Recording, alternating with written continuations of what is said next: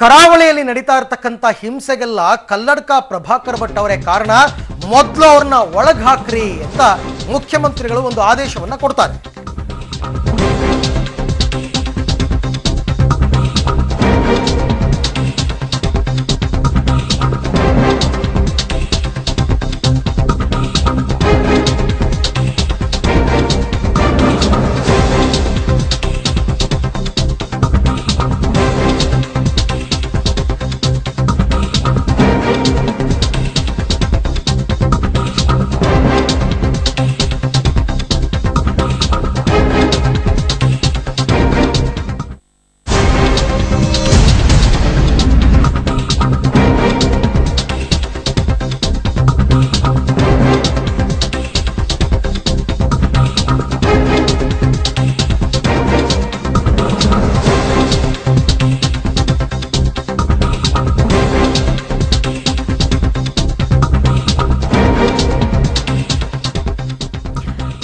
ಹಿಂಸೆಗೆ ಕಲ್ಲಡ್ಕ ಪ್ರಭಾಕರ್ ಭಟ್ ಕಾರಣನ ಅರೆಸ್ಟ್ ಮಾಡ್ರಿ ಎಂದು ಸಿಎಂ ಸೂಚನೆಯನ್ನ ನೀಡಿದ್ದಾರೆ. ಹಾಗಾದ್ರೆ ಪೊಲೀಸ್ ತನಿಖೆಯ ಒಳಗೆ ಮೂಗ್ ತೂರಿಸಿದ್ರ ಮುಖ್ಯಮಂತ್ರಿ ಸಿದ್ದರಾಮಯ್ಯ. ಒಬ್ಬ ಆರೋಪಿಯನ್ನ ಬಂಧಿಸಿ ಎಂದು ತನಿಖಾಧಿಕಾರಿಗಳಿಗೆ ಸಿಎಂ ಸೂಚಿಸಬಹುದಾ? ಬಂಧನ ಕುರಿತಂತೆ ಸಿಎಂ ಸಿದ್ದರಾಮಯ್ಯ ಮೌಖಿಕ ಸೂಚನೆ ಏನ್ ಕೊಟ್ಟಿದ್ದಾರೆ, ಇದು ಸರಿನಾ ಅಥವಾ ತಪ್ಪಾ? ಬಂಧನದ ಪರಮಾಧಿಕಾರದ ವಿಚಾರದಲ್ಲಿ ಕಾನೂನು ಏನ್ ಹೇಳುತ್ತದೆ? ಹಾಗಾದ್ರೆ ಕಾನೂನಿನ ಪ್ರಕಾರ ಪ್ರಕರಣದ ತನಿಖಾಧಿಕಾರಿ ಸರ್ವ ಸ್ವತಂತ್ರ ಅಲ್ವಾ? ಯಾರನ್ನ ಬಂಧಿಸಬೇಕು ಯಾರನ್ನ ಬಂಧಿಸಬಾರದು ಅಂತಕ್ಕಂಥದ್ದು ಅವರ ವಿವೇಚನೆಗೆ ಬಿಟ್ಟ ವಿಚಾರ ಅಲ್ವಾ? ಕಲ್ಲಡ್ಕ ಬಂಧಿಸಿ ಎಂದು ಐಪಿಎಸ್ ಅಧಿಕಾರಿಗಳಿಗೆ ಮೌಖಿಕ ಆದೇಶವನ್ನ ಸಿಎಂ ಸಿದ್ದರಾಮಯ್ಯ ನೀಡಿದರು. ಇವತ್ತು ನಡೆದಂತಹ ಪೊಲೀಸ್ ಅಧಿಕಾರಿಗಳ ಸಭೆಯಲ್ಲಿ ಅರೆಸ್ಟ್ ಸೂಚನೆಯನ್ನ ನೀಡಿದ್ದಾರೆ ಮುಖ್ಯಮಂತ್ರಿ ಸಿದ್ದರಾಮಯ್ಯ.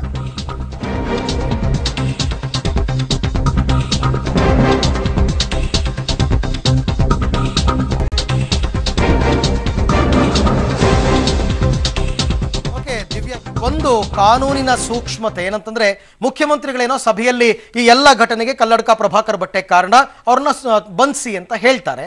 ಹೇಳಿರ್ತಕ್ಕಂಥ ವಿಚಾರ ಕೂಡ ನಮ್ಮಲ್ಲಿ ಪ್ರಸಾರ ಆಯಿತು. ಕಾನೂನಿನ ಸೂಕ್ಷ್ಮತೆ, ಯಾವುದೇ ಒಂದು ಪ್ರಕರಣ ಅಂದ್ರೂ ಕೂಡ ಅದಕ್ಕೊಬ್ರು ತನಿಖಾಧಿಕಾರಿ ಇರ್ತಾರೆ, ಅವರ ವಿವೇಚನೆ ಇರುತ್ತೆ ಯಾರನ್ನ ಬಂಧಿಸಬೇಕು ಯಾರನ್ನ ಬಂಧಿಸಬಾರದು ಅಂತ.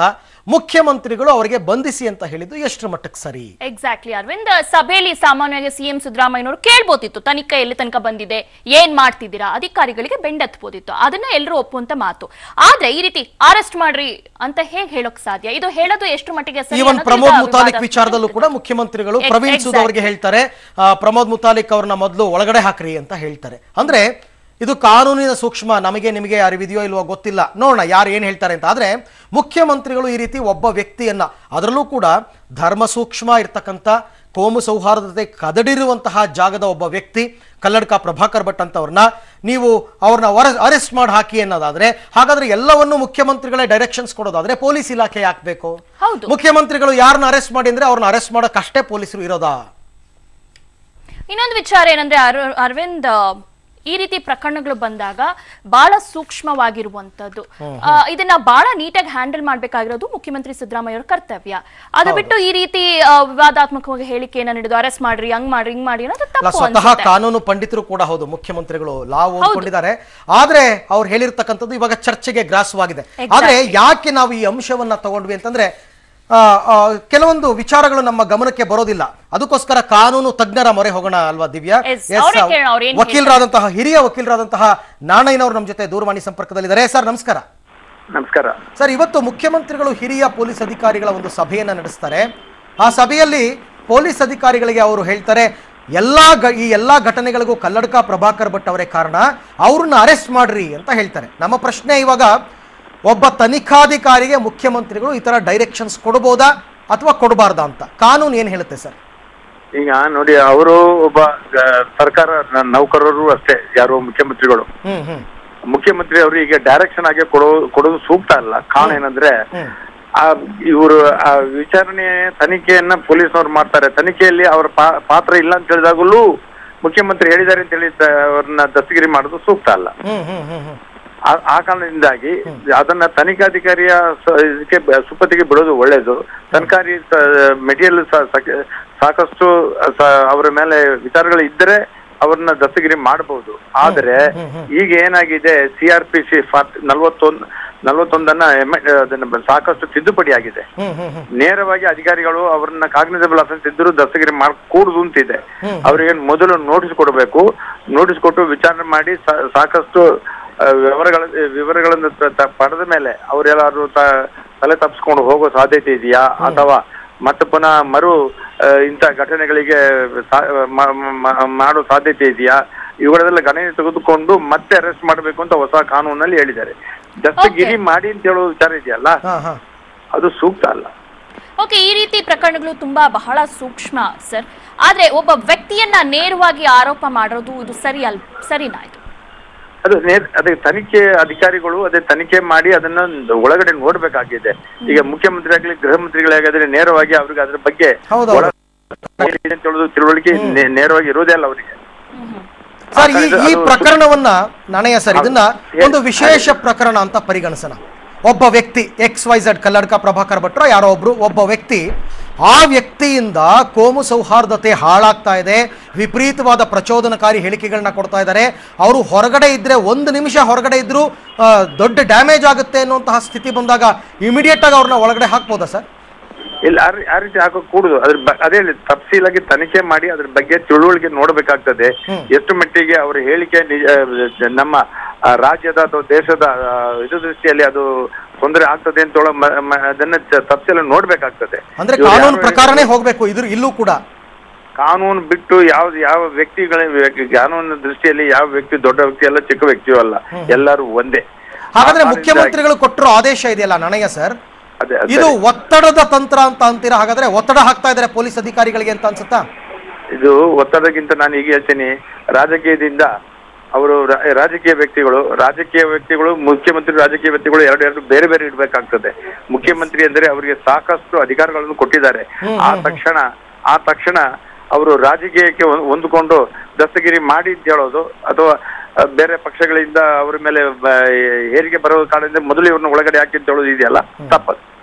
S Nanaiah sir, thank you very much. ಯಾಕೆ ದಿವ್ಯಾ ಇಷ್ಟೆಲ್ಲ ಚರ್ಚೆ ಬಂತು ಅಂತಂದ್ರೆ, ಇವತ್ತು ಮುಖ್ಯಮಂತ್ರಿಗಳು ಮಾಡಿದಂತಹ ಒಂದು ಸಭೆ, ಮುಖ್ಯಮಂತ್ರಿಗಳು ಆ ಪೊಲೀಸ್ ಅಧಿಕಾರಿಗಳ ಸಭೆಯಲ್ಲಿ ಕೆಲವೊಂದು ಡೈರೆಕ್ಷನ್ಸ್ ಅನ್ನ ಕೊಡ್ತಾರೆ. ಮೊದಲು ಎಲ್ಲರನ್ನು ತರಾಟೆಗೆ ತಗೊಂಡ್ರು, ಎಲ್ಲರನ್ನು ಬೈದ್ರು, ನೀವು ಸರಿಯಾಗಿ ಕೆಲಸ ಮಾಡ್ತಾ ಇಲ್ಲ, ಹಾಗೆ ಹೀಗೆ ಅಂತ. ಅದು ಓಕೆ, ಫೈನ್.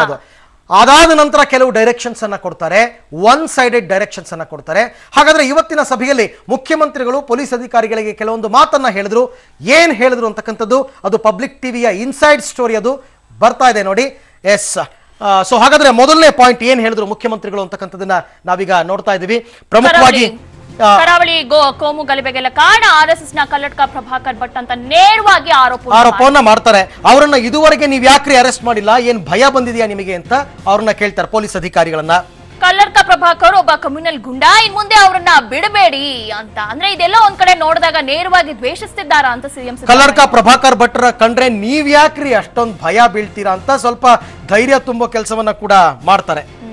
ರಕ್ತಪಾತ ಹರಿಸ್ತೀನಿ ಅಂದ ಶ್ರೀರಾಮ ಸೇನೆ ಪ್ರಮೋದ್ ಮುತಾಲಿಕ್ನ ಯಾಕೆ ಅರೆಸ್ಟ್ ಮಾಡಿಲ್ಲ? ಓಕೆ, ಒಂದ್ ಕಡೆ ಕಲ್ಲಡ್ಕ ಪ್ರಭಾಕರ್, ಇನ್ನೊಂದ್ ಕಡೆ ಪ್ರಮೋದ್ ಮುತಾಲಿಕ್ನ ಕೂಡ ಟಾರ್ಗೆಟ್ ಮಾಡಿ. ಆಮೇಲೆ ಗಾಳಿನಲ್ಲಿ ಗುಂಡ್ ಹಾರಿಸ್ತೀನಿ ಅಂತ ಹೇಳಿದ್ರಿ, ಎಲ್ಲ ಆದ್ಮೇಲೆ ಹಾರಿಸ್ತೀನಿ ಅಂತ ಹೇಳಿದ್ರಲ್ಲ, ಗಲಾಟೆಗೂ ಮೊದಲೇ ಯಾಕ್ರಿ ಹಾರಿಸ್ಲಿಲ್ಲ? ಹೀಗೆ ಪ್ರಶ್ನೆಯನ್ನ ಕೂಡ ಮಾಡಿದ್ದಾರೆ ಮುಖ್ಯಮಂತ್ರಿಗಳು. ಗಲಭೆನ ಕಂಟ್ರೋಲ್ ಮಾಡೋ ಧೈರ್ಯ ನಿಮ್ಮ ಡಿಪಾರ್ಟ್ಮೆಂಟ್ಗೆ ಇಲ್ವಾ ಅಂತ ಪ್ರಶ್ನೆ ಮಾಡಿದ್ದಾರೆ. ಅಷ್ಟೇ ಅಲ್ಲದೇನೆ ಮಂಗಳೂರು ಪೋಸ್ಟಿಂಗ್ ಹಾಕಿಸ್ಕೊಂಡ್ಬಿಟ್ಟು ಸುಮ್ಮನೆ ಕೂತ್ಬಿಟ್ರೆ ಆಯ್ತಾ? ಅವೆಲ್ಲ ನಡೆಯಲ್ಲ. ಅಲ್ಲೇನ್ ಗಲಾಟೆ ಇದೆ ಅದನ್ನ ಮೊದಲು ಹತ್ತಿಕ್ಕೋ ಕೆಲಸ ಮಾಡಿ ಅಂತ ಕೂಡ ಮುಖ್ಯಮಂತ್ರಿಗಳು ಹೇಳ್ತಾರೆ.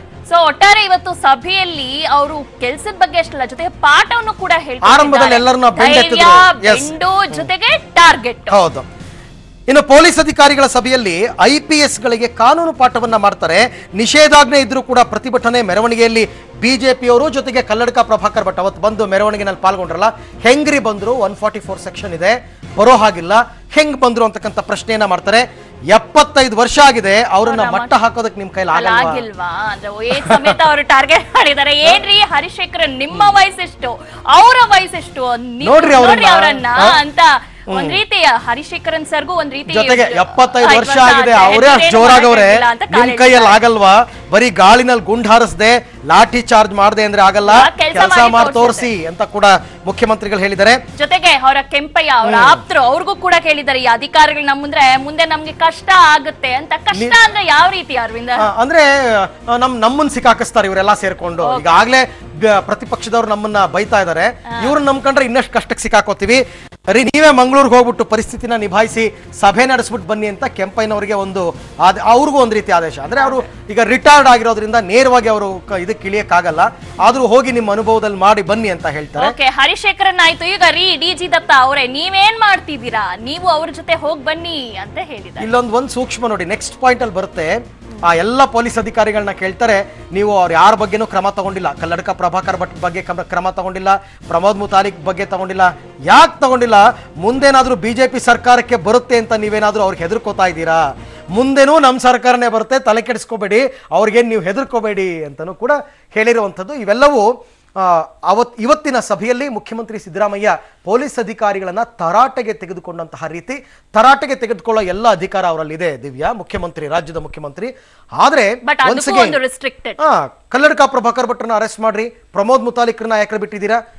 ಎಸ್, ಇದ್ರ ಬಗ್ಗೆ ಮತ್ತಷ್ಟು ಮಾಹಿತಿಯನ್ನು ಪಡ್ಕೊಂಡ್ಬಿಡೋಣ. ನಮ್ಮ ಪ್ರತಿನಿಧಿ ಮುರಳೀಧರ್ ನೇರ ಸಂಪರ್ಕದಲ್ಲಿದ್ದಾರೆ. ಎಸ್ ಮುರಳಿ, ಹಾಗಾದ್ರೆ ಮುಖ್ಯಮಂತ್ರಿಗಳ ಈ ಸಭೆಯ ಕೆಲವು ಮಾತುಗಳನ್ನ ನೋಡ್ತಾ ಹೋದ್ರೆ ಮುಖ್ಯಮಂತ್ರಿಗಳ ನೇರ target BJP, RSS, Kalladka Prabhakar Bhat, Pramod Mutalik ಅಷ್ಟೇನಾ? ಇನ್ನೇನು ಇಲ್ವಾ? ಖಂಡಿತವಾಗಿ ಅರವಿಂದ್, ಏನಂದ್ರೆ ಇವತ್ತಿನ ಸಭೆ ಹಿರಿಯ ಪೊಲೀಸ್ ಅಧಿಕಾರಿಗಳ ಜೊತೆ ಒಂದು ಸಭೆ ನಡೀತು. ಸಭೆಯಲ್ಲಿ ಅವರು ಸ್ಪಷ್ಟವಾಗಿ ಏನು ಪೊಲೀಸ್ ಅಧಿಕಾರಿಗಳಿಗೆ ಒಂದು ಸೂಚನೆಯನ್ನು ನೀಡಿರುವಂತದ್ದು, ಅಂದ್ರೆ 75 ವರ್ಷದ ಒಬ್ಬ ಕಲ್ಲಡ್ಕ ಪ್ರಭಾಕರ್ ಭಟ್ ಅನ್ನ ಏನು 144 ಸೆಕ್ಷನ್ ಇದ್ರೂ ಸಹ ಅವರನ್ನ ಕರ್ಕೊಂಡ್ ಬರ್ತಾರೆ, ಮೆರವಣಿಗೆ ಮಾಡ್ತಾರೆ, ಡ್ಯಾನ್ಸ್ ಅನ್ನ ಮಾಡ್ತಾರೆ. ಅಷ್ಟೆಲ್ಲ ಮಾಡ್ತಿದ್ರು ಸಹ ನೀವು ಏನ್ ಮಾಡ್ತಾ ಇದ್ರಿ, ಕೈ ಕೊಟ್ಕೊಂಡು ಕೂಲ್ತಿದ್ರ, ಅವ್ರನ್ನ ಯಾಕೆ ಅರೆಸ್ಟ್ ಮಾಡ್ಲಿಕ್ಕೆ ಆಗ್ತಾ ಇಲ್ಲ ಅಂತ ಹೇಳಿ ಏನು ಸಿಎಂ ಅವರು ಪೊಲೀಸ್ ಅಧಿಕಾರಿಗಳಿಗೆ ಏನು ಬೆದರಿಕೆಯನ್ನು ಹಾಕಿರುವಂತದ್ದು. ಅಂದ್ರೆ ಎಸ್ ಮುರಳಿ, ಕಂಟಿನ್ಯೂ. ಇದಿಷ್ಟು ಏನು ಪೊಲೀಸ್ ಅಧಿಕಾರಿಗಳಿಗೆ ಸಿಎಂ ನೇರವಾಗಿ ಹೇಳಿರುವಂತದ್ದು. ಅದಾದ ನಂತರ ಇನ್ನೊಂದು ಎಲ್ಲರಿಗೂ ಸಹ ಪ್ರಶ್ನೆ ಮೂಡ್ತಾ ಇರುವಂತದ್ದು, ಒಬ್ಬ ತನಿಖಾಧಿಕಾರಿಯ ಮೇಲೆ ಸಿಎಂ ಅವರು ಒಂದು ಪ್ರಭಾವನ ಬೀರ್ತಾ ಇದ್ದಾರೆ. ಯಾಕೆಂದ್ರೆ ತನಿಖಾಧಿಕಾರಿ ಒಂದು ಪ್ರಕರಣವನ್ನ ತನಿಖೆನ ಮಾಡ್ತಾ ಇದ್ದಾನೆ ಅಂದ್ರೆ ಆತ ಸರ್ವಸಮ್ಮತವಾಗಿ ಅಂದ್ರೆ ಸರ್ವ ಸ್ವತಂತ್ರವಾಗಿರ್ತಾನೆ, ಆತನ ವಿವೇಚನಾಧಿಕಾರಕ್ಕೆ ಎಲ್ಲಾನು ಸಹ ಬಿಟ್ಟಿರ್ಬೇಕಾದಂಥದ್ದು. ಸಾಕಷ್ಟು ಪ್ರಕರಣಗಳಲ್ಲಿ ಸುಪ್ರೀಂ ಕೋರ್ಟ್ ಮೆಟ್ಟಿಲೇರಿದ ಸಂದರ್ಭದಲ್ಲೂ ಸಹ ಹೇಳಿರುವಂತದ್ದು. ಸುಪ್ರೀಂ ಕೋರ್ಟ್ ಸಹ ಒಂದು ಆಜ್ಞೆಯನ್ನ ಮಾಡ್ತದೆ, ತನಿಖಾಧಿಕಾರಿ ಏನಿರ್ತಾನೆ ಆತನ ವಿವೇಚನಾಧಿಕಾರಕ್ಕೆ ಯಾವುದೇ ಒಬ್ಬ ಆರೋಪಿಯನ್ನ ಬಂಧಿಸೋದಾಗ್ಲಿ, ಆತನನ್ನ ವಿಚಾರಣೆ ಒಳಪಡಿಸೋದಾಗ್ಲಿ, ವಶಕ್ಕೆ ಪಡೆದುಕೊಳ್ಳೋದಾಗ್ಲಿ ಅದು ತನಿಖಾಧಿಕಾರಿಗೆ ಬಿಟ್ಟಿರುವಂತದ್ದು. ಅದನ್ನು ಹೊರತುಪಡಿಸಿ ಅಂದ್ರೆ ಅವರ ಮೇಲಿನ ಅಧಿಕಾರಿಗಳೇನಿರ್ತಾರೆ ಅವರಿಂದ ಸಲಹೆಗಳನ್ನ ಪಡ್ಕೊಳ್ಬೇಕು ಹೊರತು ಅವರ ಇನ್ಸ್ಟ್ರಕ್ಷನ್ಸ್ ಏನಿರುತ್ತೆ ಅಂದ್ರೆ ಆದೇಶಗಳೇನಿರುತ್ತೆ ಆದೇಶಗಳನ್ನ ಯಾರು ಸಹ ತನಿಖಾಧಿಕಾರಿಗಳು ಪಾಲಿಸಬಾರದು ಅಂತ ಹೇಳಿ ಹೇಳಿರುವಂತದ್ದು. ಇವತ್ತು ಸಿಎಂ ಸಿದ್ದರಾಮಯ್ಯ ಅವರು IPS ಅಧಿಕಾರಿಗಳ ಸಭೆಯನ್ನ ಮಾಡ್ತಾರೆ. ಸಭೆಯನ್ನ ಮಾಡಿದ ಸಂದರ್ಭದಲ್ಲಿ ಈ ರೀತಿಯ ಆದೇಶವನ್ನ ಮಾಡ್ತಾರೆ ಅಂದ್ರೆ ಅವ್ರಿಗೆ ಡೈರೆಕ್ಟ್ ಆಗಿ ಆದೇಶವನ್ನ ಮಾಡ್ತಾರೆ, ಮೌಖಿಕವಾಗಿ ಆದೇಶವನ್ನ ಮಾಡ್ತಾರೆ. ಅಂದ್ರೆ ಎಲ್ಲೋ ಒಂದ್ ಕಡೆ ಸಿಎಂ ಸಿದ್ದರಾಮಯ್ಯ ಅವರಿಗೆ ಈ ಸಂಘ ಪರಿವಾರದ ಒಂದು ಮುಳುವಾಗಿ ಕಾಡ್ತಾ ಇದ್ದಾರೆ ಅನ್ನೋದ್ರ ಬಗ್ಗೆನೂ ಸಹ ಅಂದ್ರೆ ಅವ್ರಿಗೆ ಸಿಎಂ ಸಿದ್ದರಾಮಯ್ಯ ಅವರಿಗೆ ಇದೊಂದು ಸಂಕಷ್ಟ ಆಗ್ತಾ ಇದೆ ಅನ್ನೋದು ಮೇಲ್ನೋಟಕ್ಕೆ ಕಾಣ್ತಾ ಇರುವಂತದ್ದು. ಅರವಿಂದ್, ಮುರಳಿ, ಇದು ಇನ್ನೊಂದು ಕಡೆ ಈ ಸಭೆ ಸಾಕಷ್ಟು ವಿವಾದಾತ್ಮಕ ದಾರಿ ಮಾಡಿಕೊಟ್ಟಿದೆ. ಒಂದು, ನೇರವಾಗಿ ಒಬ್ಬ ವ್ಯಕ್ತಿಯನ್ನ ಟಾರ್ಗೆಟ್ ಮಾಡಿರೋದು, ಅವರು ಬರೀ ಕಲ್ಲಡ್ಕ ಪ್ರಭಾಕರ್ ಅಷ್ಟೇ ಅಲ್ಲ, ಪ್ರಮೋದ್ ಮುತಾಲಿಕ್ನು ಕೂಡ ನೇರವಾಗಿ ಟಾರ್ಗೆಟ್ ಮಾಡಿರುವಂತದ್ದು. ಈ ಸಭೆಯಲ್ಲಿ ಅವ್ರನ್ನ ಅರೆಸ್ಟ್ ಮಾಡ್ರಿ ಅಂತ ಹೇಳಿದ್ದಾರೆ. ಇದು ಎಲ್ಲೋ ಒಂದ್ ಕಡೆ ಸಾಕಷ್ಟು ಜನ ಮಾತಾಡ್ಕೊಳ್ತಿದ್ದಾರೆ. ಈ ರೀತಿ ಸಿದ್ದರಾಮಯ್ಯನವರು ಮಾತಾಡ್ಬೋದು, ಯಾಕಂದ್ರೆ ಎಲ್ಲಾ ನಿಯಮಗಳನ್ನ ತಿಳ್ಕೊಂಡಿರೋರು, ಎಲ್ಲ ವಿಚಾರವಾಗಿ ಅವರು ತಿಳ್ಕೊಂಡಿರೋರು. ಸೊ ಇದು ಮಾತಾಡಿರೋದು ಎಷ್ಟು ಮಟ್ಟಿಗೆ ಸರಿ?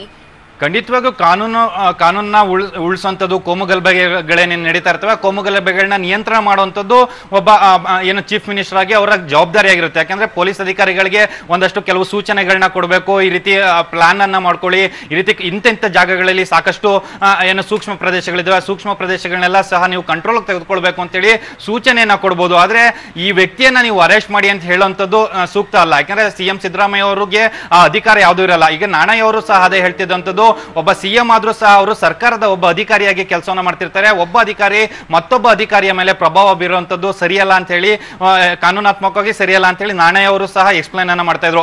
ಅಂದ್ರೆ ಏನು ಪ್ರಮೋದ್ ಮುತಾಲಿಕ್ ಅವರ ಪ್ರಕರಣ ಬಂದ್ರೆ ಅಂದ್ರೆ ಇಫ್ತಾರ್ ಕೂಟಕ್ಕೆ ಸಂಬಂಧಪಟ್ಟಂತೆ ಪ್ರಮೋದ್ ಮುತಾಲಿಕ್ ಒಂದು ಹೇಳಿಕೆಯನ್ನ ನೀಡ್ತಾರೆ. ಏನಾದ್ರೂ ಹಿಂದುತ್ವವನ್ನ ಹಾಳು ಮಾಡ್ಲಿಕ್ಕೆ ಮತ್ತು ಹಿಂದುತ್ವವನ್ನ ಶಮನ ಮಾಡ್ಲಿಕ್ಕೆ ಯಾರಾದ್ರೂ ಪ್ರಯತ್ನ ಪಟ್ರೆ ರಕ್ತ ಹರಿಸ್ಲಿಕ್ಕೂ ನಾವು ಹಿಂದ್ ಮುಂದ್ ನೋಡಲ್ಲ ಅಂತೇಳಿ ಪ್ರಮೋದ್ ಮುತಾಲಿಕ್ ಹೇಳಿಕೆಯನ್ನ ಕೊಡುವಂಥದ್ದು. ಇದನ್ನೆಲ್ಲ ಸಹ ಗಮನಿಸಿರುವಂತಹ ಸಿಎಂ ಅವರು ಅವರನ್ನೆಲ್ಲರೂ ಸಹ ಬಂಧಿಸ್ರಿ, ನಡು ರಸ್ತೆಯಲ್ಲಿ ಈ ರೀತಿ ಮಾತಾಡ್ತಾರೆ ಅಂದ್ರೆ ನೀವೇನು ನಡು ರಸ್ತೆಯಲ್ಲಿ ನಿಂತು ಮಾತಾಡೋ ಹಿಂದೂ ಮುಖಂಡರಿಗೆ ಅಷ್ಟೊಂದು ಧೈರ್ಯ ಇರ್ಬೇಕಾದ್ರೆ ಕಾಕಿ ತೊಟ್ಟಿರೋ ನಿಮ್ಗೆ ಯಾಕೆ ಧೈರ್ಯ ಇಲ್ಲ ಅಂತೇಳಿ ವ್ಯಂಗ್ಯವಾಗಿ ಅಧಿಕಾರಿಗಳಿಗೆ ಮಾತಾಡಿರುವಂತದ್ದು. ಇದನ್ನೆಲ್ಲ ಸಹ ಗಮನಿಸ್ತಾ ಹೋದ್ರೆ ಸಿಎಂ ಸಿದ್ದರಾಮಯ್ಯ ಅವರಿಗೆ ಇದೊಂದು ಸಂಘ ಪರಿವಾರದ ಪ್ರತಿಭಟನೆಗಳಿರ್ಬೋದು, ಜೊತೆಗೆ ಅವರು ಮಾಡ್ತಾ ಇರೋಂಥ ಸಭೆಗಳಿರ್ಬೋದು, ಜೊತೆಗೆ ಸರ್ಕಾರದ ವಿರುದ್ಧ ಮಾಡ್ತಾ ಇರೋ ಆರೋಪಗಳಿರ್ಬೋದು. ಅಂದ್ರೆ ಒಂದಷ್ಟು ಹಿಂದೂ ಪರ ಸಂಘಟನೆಗಳು ಏನು ಆರೋಪವನ್ನ ಮಾಡ್ತಾ ಇದಾವೆ, ಮುಸ್ಲಿಂ ಸಂಘಟನೆಗೆ ಸಿಎಂ ಸಿದ್ದರಾಮಯ್ಯ ಪರೋಕ್ಷವಾಗಿ ಬೆಂಬಲವನ್ನ ನೀಡ್ತಾ ಇದ್ದಾರೆ ಅಂತ ಹೇಳಿ ಆರೋಪವನ್ನು ಮಾಡ್ತಾ ಇದ್ದಾರೆ. ಇದನ್ನೆಲ್ಲ ಸಹ ಗಮನಿಸ್ತಾ ಹೋದ್ರೆ ಸಿದ್ದರಾಮಯ್ಯ ಅವರಿಗೆ ಇದಂತೂ ನಿದ್ದೆಗೆಡಿಸಿರುವಂತದ್ದು ನಿಜ ಅಂತ ಕಾಣಿಸುತ್ತೆ. ದಿವ್ಯಾ, ಮುರಳೀಧರ್, ಧನ್ಯವಾದಗಳು ತಮ್ಮ ಮಾಹಿತಿಗಾಗಿ. ಇನ್ನು ಇದೆಲ್ಲದರ ಜೊತೆಗೆ ಮುಖ್ಯಮಂತ್ರಿಗಳು ಇದಾದ ನಂತರ ರಿಯಾಕ್ಟ್ ಮಾಡಿದ್ದಾರೆ, ಏನ್ ಹೇಳ್ತಾರೆ ಅಂದ್ರೆ ಈ ಮಾತುಕತೆಗಳೆಲ್ಲ ಮಾಧ್ಯಮದಲ್ಲಿ ಬರ್ತವಲ್ಲ, ಮುಖ್ಯಮಂತ್ರಿಗಳು ಹೀಗಂದ್ರು ಹಾಗಂದ್ರು ಅಂತ ಅಂದ್ಬಿಟ್ಟು. ಸೊ ಹಾಗಾದ್ರೆ ಮುಖ್ಯಮಂತ್ರಿಗಳು ಏನ್ ಹೇಳಿದ್ದಾರೆ ಅಂತ ಕೂಡ ನೋಡ್ಬೋಣ ದಿವ್ಯಾ. ಎಸ್, ಪ್ರಭಾಕರ್ ಅಂತ ಹೇಳಿಲ್ಲ, ಯಾರ ಹೆಸರು ಹೇಳಿಲ್ಲ. ಯಾರೇ ಶಾಂತಿ ಕದರ್ತಕ್ಕಂಥ ಕೆಲಸವನ್ನ ಮಾಡಿದ್ರೆ, ಕೋಮು ಗಲಭೆಗಳನ್ನ ಮಾಡ್ತಕ್ಕಂಥ ಪ್ರಚೋದನಕಾರಿಯಾದಂಥ ಭಾಷಣಗಳನ್ನ ಯಾರೇ ಮಾಡಿದ್ರು ಕೂಡ ಅವ್ರು ಯಾವುದೇ ಸಂಘಟನೆ ಇರಲಿ, ಯಾವುದೇ ಸಂಘಟನೆ ಮುಖ್ಯಸ್ಥ ಇರಲಿ, ಅವ್ರ ಮೇಲೆ ಕ್ರಮ ತಗೊಳ್ಳಿ ಅಂತ ಹೇಳಿದ್ದಾರೆ. ಚಿಕ್ಕಬಳ್ಳಾಪುರದಲ್ಲಿ ಮುಖ್ಯಮಂತ್ರಿಗಳು ಅಂದ್ರೆ ಈ ಸಭೆಯನ್ನು ಮುಗಿಸಿ ಅವರು ಚಿಕ್ಕಬಳ್ಳಾಪುರಕ್ಕೆ ಹೋಗ್ತಾರೆ. ಚಿಕ್ಕಬಳ್ಳಾಪುರದಲ್ಲಿ ಒಂದ್ಸಲ ಮಾಧ್ಯಮದವ್ರು ಸಿಕ್ಕಿದ್ರೆ ಕೇಳ್ಬೇಕಲ್ಲ, ಯಾಕೆಂತಂದ್ರೆ ಇಷ್ಟೆಲ್ಲ ದೊಡ್ಡ ಇಶ್ಯೂ ಆಗಿದೆ. ಹೆಂಗ್ ಸರ್ ನೀವು ಹೇಳಿದ್ರಿ ಅವ್ರ ಹೆಸರನ್ನ, ಕಲ್ಲಡ್ಕ ಪ್ರಭಾಕರ್ ಭಟ್ರನ್ನ, ಅವರು ಭಾಷಣ ಮಾಡಿದ್ರೆ ಇವರು ಒಂದ್ ಕಡೆ ವಿವಾದಾತ್ಮಕ ಆಮೇಲೆ ಅವ್ರು ಹೇಳಿರ್ತಕ್ಕಂಥದ್ದು ನಮ್ಮ ಹತ್ರ ಇದೆ, ಫುಟೇಜ್ ನಾವು ಪ್ಲೇ ಮಾಡಿದೀವಿ ಆಯ್ತಾ. ನಾವು ಯಾಕೆಂತಂದ್ರೆ ಪ್ರವೀಣ್ ಸೂದ್ ಅವ್ರು ಬಂದು ಕಿವಿ ಹತ್ರ ನಿಂತ್ಕೋತಾರೆ, ಮುಖ್ಯಮಂತ್ರಿಗಳು ಪ್ರಮೋದ್ ಮುತಾಲಿಕ್ನ ಒಳಗಾಕ್ರಿ ಅಂತ ಹೇಳ್ತಾರೆ. ಅವೆಲ್ಲ ನಾವು ಪ್ಲೇ ಮಾಡಿರೋದ್ರಿಂದ ಮುಖ್ಯಮಂತ್ರಿಗಳು ಜವಾಬ್ದಾರಿಯುತವಾಗಿ ಉತ್ತರ ಕೊಡ್ಲೇಬೇಕಾಯ್ತು. ಸೊ ಚಿಕ್ಕಬಳ್ಳಾಪುರದಲ್ಲಿ ಈ ರಿಯಾಕ್ಟ್ ಕೊಟ್ರು. ಇನ್ನು ಇವತ್ತು ಇಡೀ ದಿನ ಇಷ್ಟೆಲ್ಲ ಆದ ನಂತರ ಆರೋಪ ಪ್ರತ್ಯಾರೋಪ ಇದ್ದೇ ಇದೆ ಅಲ್ವಾ ದಿವ್ಯಾ. ಬಿಜೆಪಿ ಅವರು ಮಾತನಾಡಿದ್ದಾರೆ, ಕಾಂಗ್ರೆಸ್ನವರು ಮಾತನಾಡಿದ್ದಾರೆ, ರಮಾನಾಥ್ ರೈ ಗರಂ ಆಗಿದ್ದಾರೆ, ಯುಟಿ ಖಾದರ್ ಗರಂ ಆಗಿದ್ದಾರೆ. ಸೊ ಅವರೆಲ್ಲ ಏನ್ ಹೇಳಿದ್ರು ಹಾಗಾದ್ರೆ?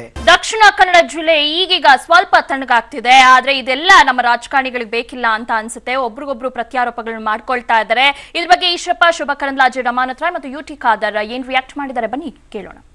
ಎಷ್ಟು ಜನ ಸತ್ ಮೇಲೆ ಸುಮ್ಮನೆ ಆಗ್ತಾರೆ ಅಂತ ಹೇಳ್ಬಿಡ್ಲೆ, ಹೋಲಿ ಕೊಲೆ ಆಗ್ತಾ ಇರೋದು ಕಣ್ಣು ನೋಡ್ಕೊಂಡು ಬಿಜೆಪಿ ಸುಮ್ಮನೆ ಕೂತ್ಕೋಬೇಕಾ? ಷಂಡ್ರ ಸಮಾಜ ಅಲ್ಲ ಇದು, ಷಂಡ್ರ ಸಮಾಜ ಅಲ್ಲ ಇದು.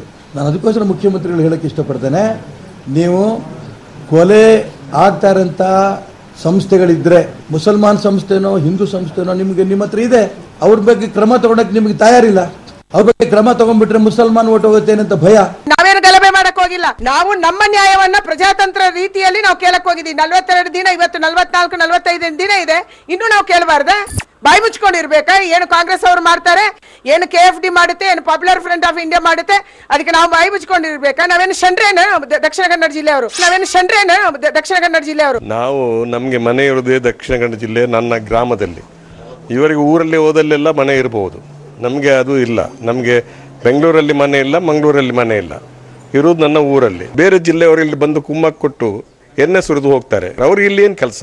ಸಾಧ್ಯವಾದ್ರೆ ಇಲ್ಲಿದ್ದವರು ಮಾತಾಡ್ಲಿ, ಏನಾದ್ರು ಇದ್ರೆ.